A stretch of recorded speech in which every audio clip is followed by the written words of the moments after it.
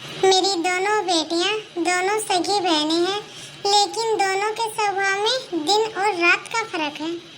Ruby तो स्वभाव से विनम्र और दरिया दिल है, लेकिन मेरी छोटी बेटी सौम्या एक नंबर की लालची और घमंडी है।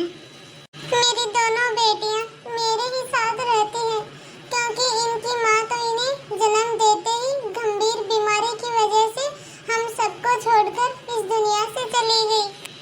कोई नहीं बेटा, तुम्हारी माँ ही तो इस दुनिया से गई है। मैं तुम दोनों को बहुत ही लाड और प्यार से पालूंगा। देखो बेटा, मैं तुम दोनों बहनों के लिए फ्रॉक लेकर आया हूँ। पापा, मुझे तो ये वाली फ्रॉक पसंद है। लेकिन बेटा, ये वाली फ्रॉक तो रूबी के लिए है। नहीं पापा, मैंने कह दिया ना आपसे, मुझे ये वाली ही फ्रॉक चाहिए। कोई बात नहीं पापा, मैं ये वाली फ्रॉक ले लेती हूँ। आप ये वाली फ्रॉक सौम्या को दे दीजिए।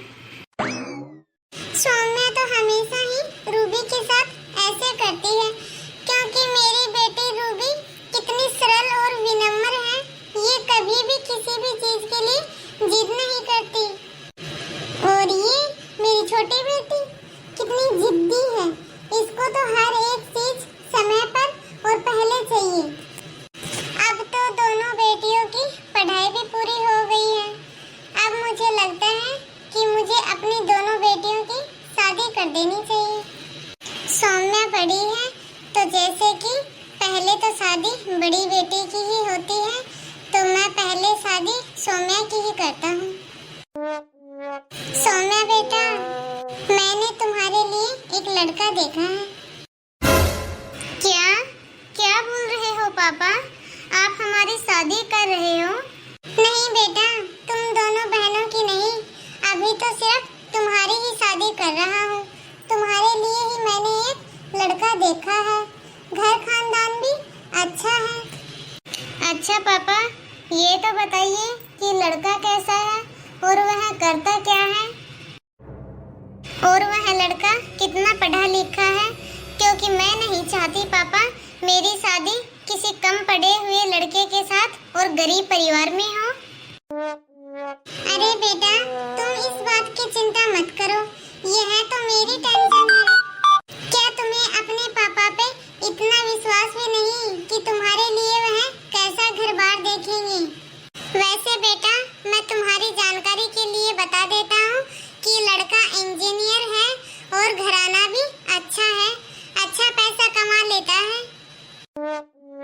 उसके घर में किसी भी चीज की कोई भी कमी नहीं है, क्योंकि उसका परिवार भी बहुत ही अच्छा और पढ़ा लिखा है। बहुत ही अमीर घराना है उनका।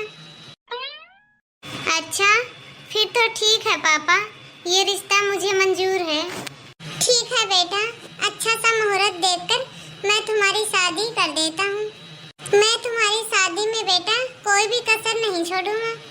देखो बेटा, मैंने निश्चित समय पर तुम्हारी शादी कर दी है, और जितनी मेरी हैसियत थी उससे कहीं ज्यादा ही पैसा मैंने तुम्हारी शादी में लगाया है। क्योंकि जैसे कि तुम्हें पता है, तुम मेरी बड़ी और पहली बेटी हो, तो मैंने अपनी पूरी जिंदगी भर की कमाई तुम्हारी शादी में लगा दी है। इसीलिए तो मैंने तुम्हारी शादी बड़े ही धूमधाम से की है बेटा। मैंने तुम्हारी शादी में अपनी हैसियत से ज्यादा ही खर्चा किया है।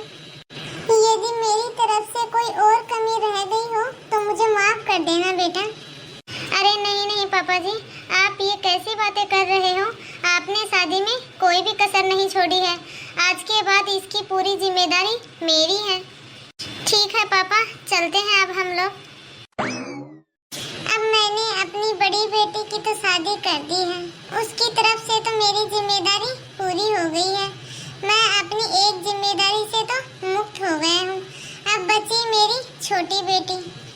मैंने इस शादी में अपनी हैसियत से ज्यादा ही खर्चा कर दिया है, जिसकी वजह से मुझ पर अच्छा खासा कर्जा भी हो गया है। अब तो रूबी भी शादी के लायक हो गई है, लेकिन मेरे सर के ऊपर तो अभी सौम्या की शादी का कर्जा भी बाकी है। और बीच बीच में बिजनेस में भी आजकल बहुत ही ज्यादा घाटा चल रहा है। रूबी बेटा,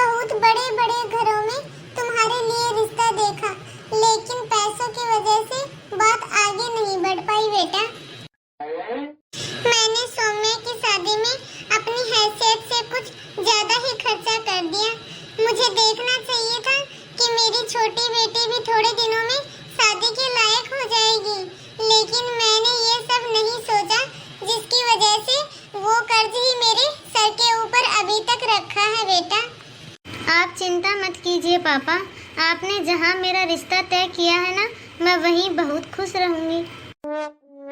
मुझे और कुछ भी नहीं चाहिए पापा, मुझे तो बस आपका आशीर्वाद चाहिए। मेरी बेटी कितनी समझदार है। मुझे माफ करना बेटा, मैंने तुम्हारी शादी बहुत ही सीधे सिंपल तरीके से की है। मैं तुम्हारी शादी में कुछ ज्यादा पैसे खर्च नहीं कर पाया बेटा। नहीं पापा, आप ऐसे क्यों बोल रहे हो? आपने मेरी शादी में कोई भी कसर नहीं छोड़ी है। आपने जो भी किया है बहुत ही अच्छा किया है पापा। मैंने अब अपनी दोनों बेटियों की शादी करके अपनी जिम्मेदारी बहुत ही अच्छे से निभाई है। अब मैं भगवान से यही प्रार्थना करता हूँ कि मेरी दोनों बेटियाँ अपने अपने घर में बहुत ही खुशी से रहें। देखा मम्मी, आपने रूबी ने आते ही अपने घर की जिम्मेदारी कितने अच्छे से संभाल ली है। रूबी ने अपने सारे घर की जिम्मेदारी आते ही अपने सर के ऊपर ले ली है मम्मी। हाँ बेटा, ये बात तो तू बिल्कुल सही बोल रहा है, क्योंकि बहू के आने के बाद मुझे भी बहुत राहत मिली है, वरना घर का सारा काम तो मैं अकेली ही करती थी। जब से बहू घर में आई है तब से मुझे तो कोई भी काम नहीं करने देती है, सारा काम अकेली ही करती है। हाँ मम्मी, देखो ये घर का सारा काम खत्म करते ही जब भी इसे समय मिलता है मेरी दुकान पे पहुंच जाती है, वहाँ मेरा हाथ बटाने के लिए। हाँ बेटा, ये बहू नहीं बिल्कुल हीरा है, हीरा। ये देखना हमारे घर को बहुत ही अच्छे से संभालेगी। सुनिए ना, बहुत दिन हो गए हैं सौम्या से मिले हुए, चलिए ना सौम्या से मिलकर आते हैं। हाँ हाँ चलो ठीक है, चलते हैं उनसे मिलने के लिए। तुम जल्दी से तैयार हो जाओ, थोड़ी ही देर में हम तुम्हारी बहन से मिलने के लिए चलते हैं। ये देखो रूबी, मैंने आज ही सोने का सेट लिया है, वो भी पूरे 1 लाख रुपए का है। बहुत ही अच्छा है दीदी। रूबी, तुम्हारी बहन ये सब तुम्हें जलाने के लिए दिखा रही है। नहीं जी, आप गलत समझ रहे हो मेरी बहन को।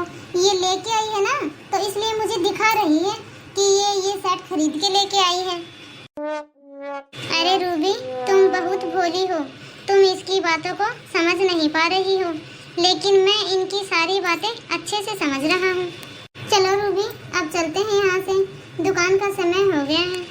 ठीक है दीदी, अब हम लोग चलते हैं, इनकी दुकान खोलने का समय हो गया है। ये लो रूबी, मिठाई खाओ। तुम्हारे जिया जी ने आज ही यह नई कार खरीदी है, आज ही इसकी डिलीवरी की है। तुम्हें पता भी है कितने पैसों में खरीदी है ये कार? पूरे 30 लाख रुपए की है, 30 लाख। मैंने सोचा कि यह खुशखबरी तुम्हें भी सुनाई जाए, तो बताओ कैसी लगी तुम्हें हमारी कार? बहुत ही अच्छी है दीदी आपकी कार। ठीक है, तो फिर अब मैं चलती हूँ, मुझे लेट हो रहा है। तुम्हें पता है रूबी, तुम्हारी बहन यहाँ हमें खुशखबरी देने के लिए नहीं आई थी, बल्कि वो हमें जलाने के लिए आई थी यहाँ। इसीलिए वो अपनी कार यहाँ हमारी दुकान पर लेके आई थी, क्योंकि वह जानती है ना कि हमारी हैसियत नहीं है महंगी कार खरीदने की। इसीलिए तो तुम्हारी बहन हमें अपनी नई कार दिखाने के लिए आई थी। नहीं जी, ऐसी कोई बात नहीं है। भला वो हमें क्यों जलाना चाहेगी? क्योंकि तुम्हारी बहन को पता है ना कि हम कभी भी ऐसी और इतनी महंगी कार नहीं खरीद सकते। क्योंकि मैं एक दुकानदार जो ठहरा, उसका पति तो एक बड़ा इंजीनियर है ना। तो वो बड़ा इंजीनियर है तो क्या हुआ? और किसने कहा कि आप कार नहीं खरीद सकते? आप कार जरूर खरीदोगे। आगे की कहानी देखने के लिए इंतजार कीजिए इस कहानी के अगले भाग का। तब तक आप इस कहानी को देखिए और एंजॉय कीजिए। आप सभी को हमारी यह कहानी कैसी लगी कमेंट में अपनी राय जरूर दें और ज़्यादा से ज़्यादा इस वीडियो को लाइक और शेयर करें। यदि अभी तक आपने हमारे इस चैनल को सब्सक्राइब नहीं किया हो तो बेल आइकन दबाकर सब्सक्राइब करें। धन्यवाद दोस्तों, मिलते हैं इस कहानी के अगले भाग में।